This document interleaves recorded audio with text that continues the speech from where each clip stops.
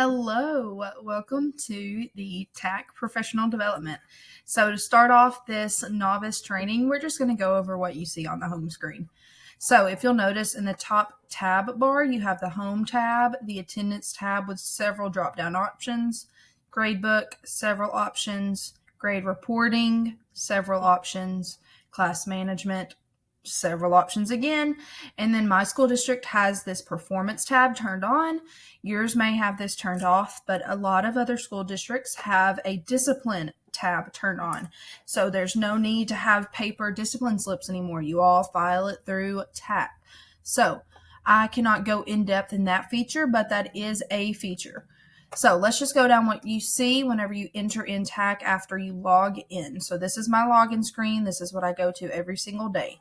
So it's going to lay out your classes in order. Now, if you're an elementary school teacher, it's probably going to only have one class. But I teach high school, and so I'm going to have 8 classes because that is what my high school uses. So you'll notice the period is on the most left column. Then you have your course title along with the code that your school gave that course. So I have Algebra 1 first, second, and 7th. Then I have my prep period 3rd, AP Calculus AB 4th. We have a CAPS mentoring class that's our 5th period. You also might hear me refer to it as RTI. And then I have Algebra 2 6th and 8th. So check-ins, my district never turns on any of the check-in buttons here. So I don't know what pops up there, but if you know what pops up there, let me know and send me a video. That way I can add it to this professional development. But you are more than likely and should have attendance buttons. So I have an attendance button for each class. So this little chair icon, this is what you click to actually take attendance for that period. And you notice as long as I hover over it, it says take attendance for this period.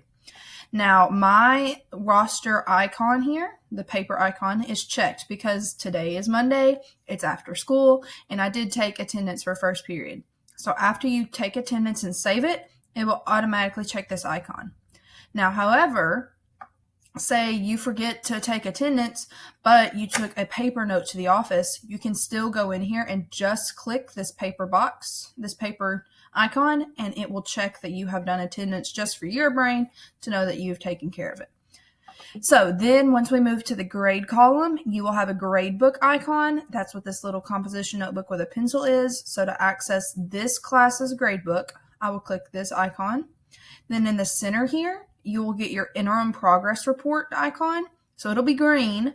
Now mine's not showing up because we haven't hit interim progress report time yet, but our district has on the report card feature. So the report card features for 9 weeks grades. So as you can tell, it says report card information has not been entered.